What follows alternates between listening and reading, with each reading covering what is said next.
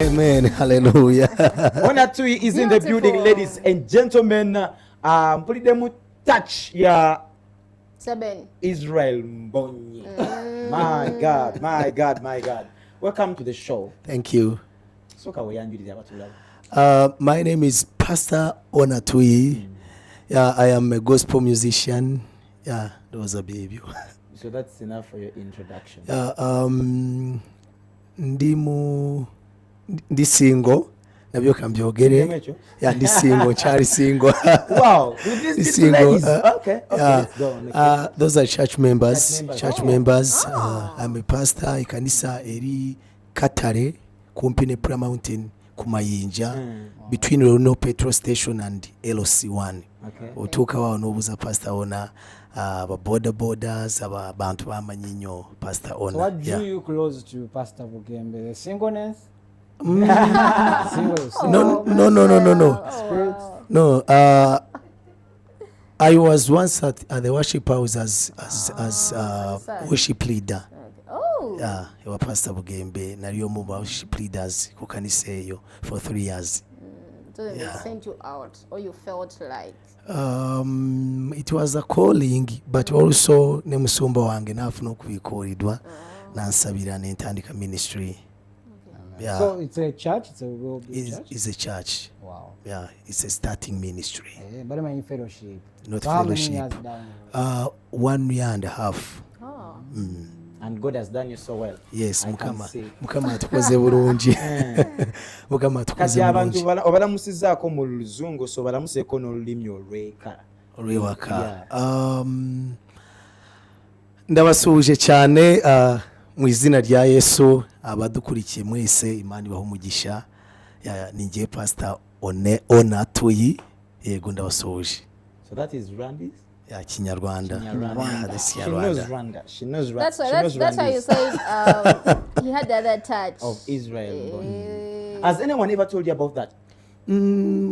I went to Promise TV. They also say this Sobangamba touch here. But by the way, because normally when we get those comparisons, are you being mentored by the person? Like when you look that you want to be like him, does he mentor you in some way? Yes. I love his music. I love his music, and omuntu wabanga aina music, culture music. That's our culture music. Music wafe sebeni that touch together. Yeah. Okay. And it's kind of hard when you find someone in that direction. Nga tatunulide nyosente, waliwo style ezimu nga drawing attention y'abantu mangu, that kind of style sebene osanga omuntu yenga agamba nti bwe nakubeeyo mulimu ssente, bwe nakubeeyo bajja kijja kwangwira aba promoters okumbuukinga. Gwe kyali kitya? Is it really the calling that drew you to that kind of music you're doing oba oyina byewenoonyeza? I love this kind of music. By the way, Zendi gospel musician who love to sing heart of God. Yeah. Omutima gwa Katonda, because nze nzikiriza nti okubeera omuyimbi ayimba gospel, you need to be a prayerful person. You need to touch God so that he can give you message you share to people. So sikumala agayimba bangambye nnyo Pastor Ona enyimba zo olaba you are going deep, you are doing what kuba yo luyimba kwa ekintu ene magamba no let me be me. Nyimbe enyimba zempulira ezinsembe zeri Katonda neziyamba n'abantu okusembera eri Katonda. That's nice. Yeah. Before we go any further, twagala kumanya wenga Pastor Tuyi. Yes. Will you call music as a career or as a ministry so that we know? My music is a ministry. Is a ministry. I do it as a ministry. And the church? Though I do it as a professional, because nasoma music and worship. I have a degree in music and worship. Nasoma music and worship. So they are teaching worship. Yeah. They're teaching worship at campus. At campus? Yeah, at campus. Because it's called music and worship. Yeah. Worship basomesa mucho. Of course, music. Of course, music. And bakusomesa worship, tabernacle, ibigambo byakozesa mu kusinza. That's also 3 years. Yeah, 3 years. That draws us a little bit further from the Spirit of God, because someone being spirit led, I think for you changing it to being spirit trained. bakusomesa okuyita omwoyo. No. Tebatusomesa okuyita omwoyo. By the Are they way, teaching the basics? Are they teaching, you know, the do's and the don'ts? Baga amateeka emikono girina kuba waggulu. No. Worship ky'ekintu ky'osobola kuyiga. You can learn worship. Because mulimo You like can learn to worship. to worship. Mulimo terms zibakozesa mu kusinza Kati ffe and worship. abatazikozesa omwoyo tajja. Omwoyo still ajja. It's like ekirabo ekigenza okusoma, having talent and you go to school. Kitegeera ffe tulina ekintu kyetukirizaamu nti okubeera n'ekirabo naye n'otasoma. It's like walking in the road nga weesibye akatambaala mu maaso. Kitegeera you can easily osobola kugwa n'ogwa mu binnya. Kitegeera that's why it is better you go to school. Nze nganze nyumirwa Kati nnyo omwoyo yaba akusomesa ki? omwoyo. Omwoyo being like spiritual, it is like knows it's for everyone. You must be spiritual. It's part of life. It is lifestyle. Yeah, onokubango ori prayerful So, but person. omuntu ate asoma atya the lifestyle. Okay, first of all, what draws you to write your music? Tutandikira awo. It's a calling. It's a calling. That's what I grew up like feeling like I want to do. You're passionate about Yeah, music from the yeah, start. yeah. Okay. Kale, we're still having Pastor Honna Tuyi in the building. Kasita mutegedde a little bit of what he does best na lwaki akikola. So we tukomawo endongo tugenda kuginyumyamuko tulabe ennyimba meka zayina biki byasanzeemu ebimuwaliddemuko ennyimba ze ziri impactful to the society oba zikuba ku lwazi. So tugenda bimanye ebyo nanga tukomyewo katudde. Brand new amaziga okuva ewa Pastor Honna Tuyi. Tukyamwina mu kizimbe bassebo ne bannyabo but njagala okujjukiza gw'omuzadde nga olina omwana kituufu ddala nga oyagala atandike okusoma oba oli awo nga oyina essomero gy'abadde asomera nga tebitambudde ebirungi taamu eyo gye bakubye emabega nga mwana ali mu primary essomero lirimu lyokka omwana mutwale ku Kiwatule Parents Preparatory School essomero ddungi nnyo eri abaana bannange omwana mutwalira tebalina ne daycare nti omwana we tajja kubeerawo bannange aveeyo ng'ate nga bwe yagenda nga bw'atyo bw'ali balina nursery paka ku kibiina eky'omukaaga registration egenda maaso ne P7 kweri but as of now they are registering from baby class to primary 6 basangibwa wali Kiwatule ku Muvule ate n'ekitukutu balinayo essomero balinayo ettabi ekitukutwe mu town abasomesa batendeke nnyo nnyini ddala balina ne CCTV cameras so omwana wo aba ku Kiwatule Parents Preparatory School ajja kubeera safe abasomesa bakugo MDD bamuteekako nnyo essira ate era abasomesa n'ebyemikono omuli catering computers bazisomesa ate omwana ne bamufuula ekyomugaso bakubire ku namba z'essimu zino wammanga noti 772 49 91 noti 5 oba 0756579765 that is Kiwatule Parents Preparatory School. Then gw'omuyimbi wa gospel nga kituufu ddala oyagala kukola music omulungi genda mu Aba Records oyinza okuba nga otandika oyinza okuba nga nawe oludde mu system naye nga kituufu ddala oyagala kukola gospel music omulungi nga buli TV tejja mu Muganda genda okole n'aba Aba Records basangibwa wali Kawempe Tula Road bakola ne mastering in music so bw'oba oyimba tebalutereza bulungi nnyo genda mu Aba Records bajja kulukwasaganya ekintu kirabike nga kitambula Phoebe Yes sir. Uyo Musumba badde bakira kutuviira ku ntono badde atugamba nti nvudde but we want to know how long have you been in the music space? Natandika music 2018. Yeah. Professionally? Yeah, professionally. When I joining a school of worship and praise. Then watandika ddi okurecording? Natandika kurecordinga 2019. Yeah. Sente wazivuna dde amangu ago Musumba professional noyingira 18 19 boom nze ebintu byange biriko story mpanvu oluyimba lwe nasooka recording nagenda mu sio nga sina sente that's by faith nobasomere nyiriri nengenda nengamba producer by the he's a good producer era yakolera producer Israel Mbonyi producer nengenda netwogera netunyumya nemugamba but I have talent I have calling nandiyagadde nkuyimbiremu kwawo n'enyimba oluyimba lwasooka kubanga lwe luyimba lwe nayimba ne tuluyimba Pastor Bugembe ne lutambula Pastor Kayanja lutambula almost churches awano nga sinaba recordinga so when nayimba oluyimba nalwagala that man recorded for me 2 songs for free. Wow. Okay. Yeah. Which was your very very first project? That's the very first project. It is called oluyimba baluyita Before You. Before You. Yeah. Okay. So tomwa akapera kama I am before you in your presence, where the source of blessings overflows. Ibihe byose, ibihe byose. Talk to this heart, hollow of mine, about the secrets of your kingdom. Reveal yourself to me. It's a worship song. It's a worship song. Yeah, it's a worship song. You might immerse us deeper. Kakati, the kind of music calls for good video production, good video. Ate bangamba that it's very expensive, you know. Live recording. That live recording, it's quite expensive. How are you handling the costs? Waliwo abazungu abafujirira. Nze sikolanga ko live recording. But the kind of music you do, it is expensive. It's expensive. Ngenda mu studio. By the way, because you need backup artists when you're doing. Sikolanga ko luyimba nga ntademo sente zeetagisa. Yeah. It's all promotions. Like okola oluyimba lumu producer omulala nawe oluyimba lwakoze nagamba this man has a calling nakuyita ogamba jangu tukola oluyimba ogenda kwesanga osasude like solist osasude bassist osasude backup naye ebirala nga ogamba no it's okay genda just oweereze mukama. Yeah. That's nice. Yeah. Tebasigaza rights za music kuba kati oludde bwonna tulikogane buying rights. Wamusumba aziwuliddeko. No tebasigaza those rights of what? Hey.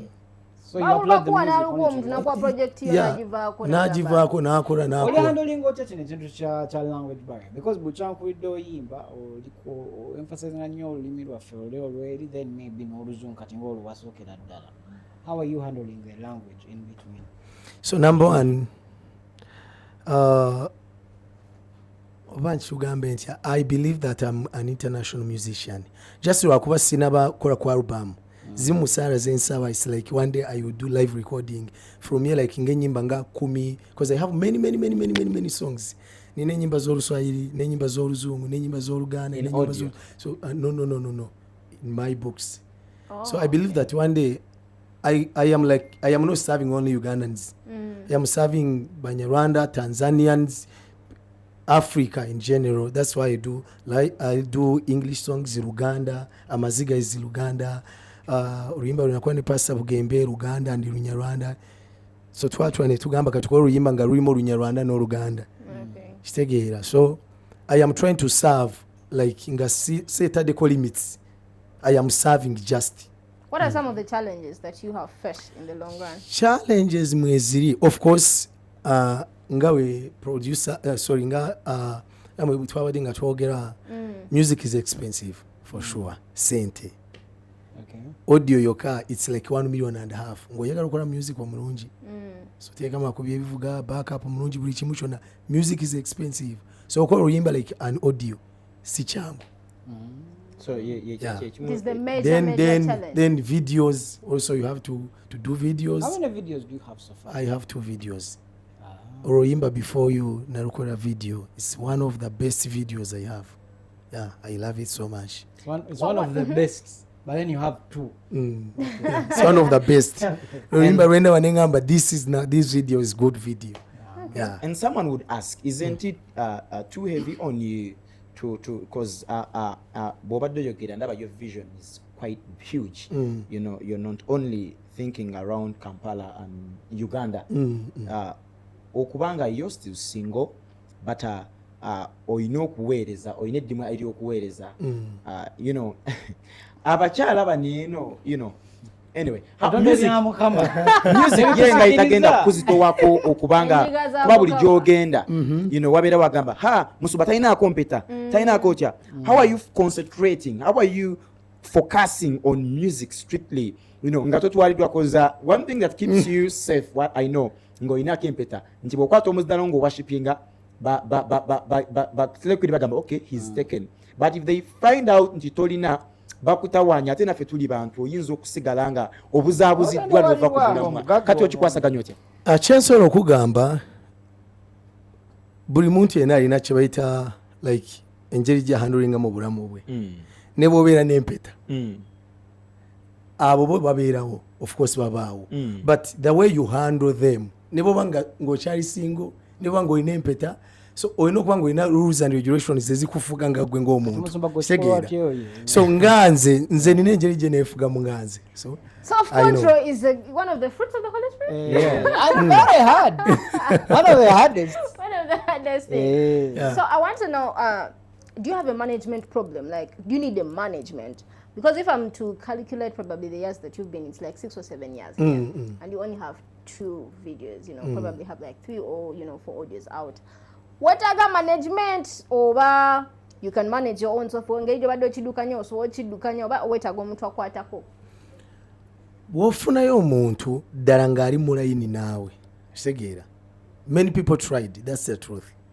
They try to manage you. Yeah bagezaako naye ogenda tula n'omuntu n'osanga ye endowooza ye n'ekyo ky'oyagala for sure money is there agenda kuteeka mu sente agenda ku buli kimu kyonna kitegeera as management naye ogenda ku kirowooza n'osanga agenda ku because I am focusing on worshiping and praising God nga temuli kintu kyonna there is no mixing. It's not easy kitegeera you need to be in line of worship and praising God tebiri byaki you need to be strict on Bible kitegeera nokubeera deeper in the Bible. Those are the characteristics that you want so in a manager. kitegeera bwanga oyimba Bible story osobola kuyimba ne story by the way ng'oluyimba maziga lwava mu story yange cause nze nabeera ku street for 7 years. I was a street guy nasinga na pastor Bugembe nga ndi ku street kitegeera I was singing my story but also oyimba ebigambo ng'oli wansi w'omukono gwe there is a life waliyo obulamu na buli kimu kye tukoze kye twetaaga so you are singing like Bible, it's a Bible newankubadde oyimba stories zo but you need to be in the Bible kitegeera so omuntu ng'oyo kumufuna osanga nga agamba naye twandikoze bano gamba tebijja kusoboka so wayina abali bagamba kitegeera tunyegewo bwe tuti but when you get someone who is really who want to ng'ali ku straight ng'agamba let me be patient with you nga bwe tukola ennyimba nga zino kitegeera nga bwe tukola ebintu ebirina quality so that person you can work. So do you still honor Pastor Wilson Bugembe as a spiritual father oba naawe engeri gye wafuuka omuyimbi ate naawe olina obuweereza kati omulabanga abali ku level y'emu naye? Pastor Wilson Bugembe musame ekitiibwa nnyo as a spiritual father and I talk to him so much twogera nnyo ng'omwana yenna ne tunyumya buli kimu kyonna mu bigambo ebirala I submitted myself kitegeera neewaayo because he's my spiritual father. I talk to him, I share with him about everything buli kimu kyonna kitegeera n'okutandika ministry ye yampa go ahead sikumala gagenda nga no I honor my spiritual father Pastor Wilson. No, I don't have any other collab. Sinyoma amafuta g'omuyimbi yenna kitegeera naye collabo tujja zikola mu oyinayo bw'otunulidde bw'ogamba nti ku list yange ya collaborations this year oba you know in the future njagalako no. Of course waliwo abayimbi abayimba n'osanga mulimu nga it is almost the same message kitegeera you can collaborate wabanga ofunyewo omukisa ogwo there are many naye saagala kumenya amanya there are many ne Benjom simumanyi pozi muyimbi oluyimba lwe yayimba naye ayina akayimba ne Shiba dance for the Lord so it depends kitegeera naye I don't want to go that side kitegeera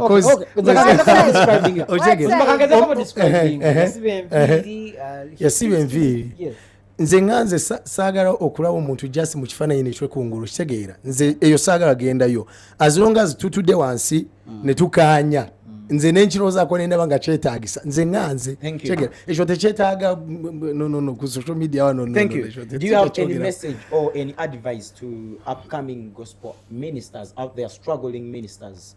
Yeah, chensobola okubagamba kubanga nange mpise mu challenges sorry mpise mu challenges whereby obera nogamba naye oba nange nandikubye ekiyimba kihiti okitegeera nga bwe njagala naye nogamba no, I am serving God nga bambuuziza ombuuziza servant ministers of God they must be patient, number one.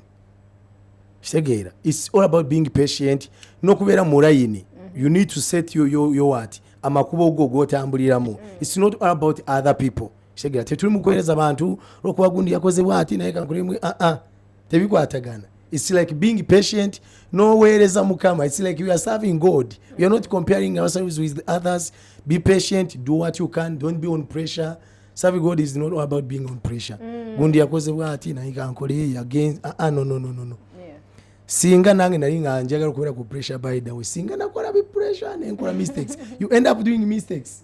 Nosanga wejusa, but slow down, do what you can. Kitegeera. Keep serving God, keep praying. Akaseera katuufu. For me, I believe in the right time. Like nakola imani Pastor Bugembe for 2 years. Naye nakatuuka ku TV right now. Emyaka 2 emabega. Just olwokuba nakoze oluyimba amaziga nefuna bano bagamba naye oluyimba olunga lulungi. Kitegeera ne batandika okusembera mpola mpola. So you be patient, you calm down until the Lord will provide the way for you. Kitegeera. Yeah. So give us your handles and how people can access your music. Nkozesa amanya Ona Tuyi. Social media zona Ona as ekitiibwa HONOR, then Tuyi, it is TUYI. Ona Tuyi. Instagram, TikTok, Twitter, YouTube, everywhere. It's Ona Tuyi. Yeah. Abakyala tubatumiddeko, abaweereza, bonna bukola nabo batumiddeko nga tukwe. Yeah,